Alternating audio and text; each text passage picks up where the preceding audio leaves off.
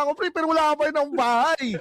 May matindi-tinding hanapan ng reason yan kung ba't hindi ka nagkakabahay. So kung yun talaga yung problema, so ano yung truth na sasabihin mo sa kanya? Alin yung walang bahay? Teka lang, ang hirap na. Ano Ang hirap na. ano na yung truth? Hindi ka na pwede mag-avoid sa truth. So ano na Bakit sasabihin mo? pinapahirapan niyo yung life coach? Kaya parang ang habang usapan kasi noon eh, yung wala kang bahay towards dun sa ano pwede nating magawa. Ang habang usapan noon actually, mahabang usapan yon. So siguro I'd start with yung mga bagay na bakit hindi ka nagmo-move forward doon sa goal mo? Ano yung nag-stop sa'yo?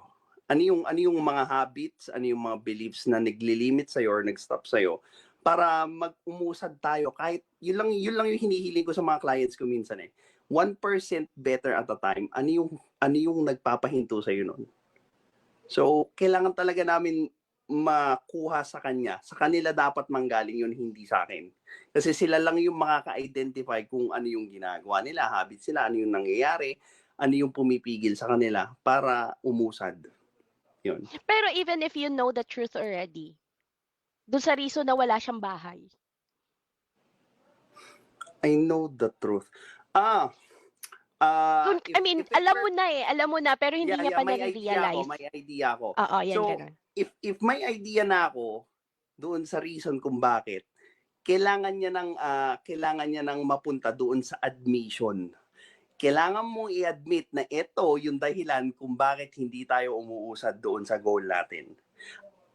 Pag walang admission nung bagay na yon, hindi kami pwedeng gumawa ng solusyon doon kasi hindi niya nakikita yung bagay na yon as an issue.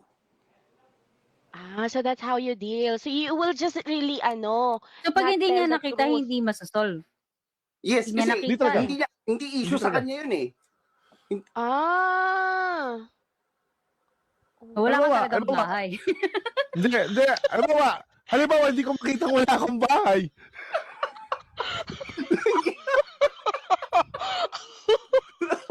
Huwag mo na ipilit, wala kang bahay. Pag sinabi ko ganito, Buti pa yung pagong, may bahay, dala-dala lang. pre, ito ang bahay ko. Yung nature. Pre, wala kang bahay. Nature. Sana all pagong. May bahay. Hindi mo talaga, wala ka talaga magagawa doon. Wala ka talaga kasi hindi niya makita kung nasang bahay. Walang issue sa kanya eh. Tingnan mo eh. May na pala yung bahay niya eh. Kasi mapapatanong sa'yo, bakit problema mo yung bahay? Di ba? So, sabi kapag magaling pa sa logic yung kino-coach mo, teka lang, ako yung walang bahay pero ikaw yung namang problema? Yes, believe me, ganyan kahirap yung life coaching.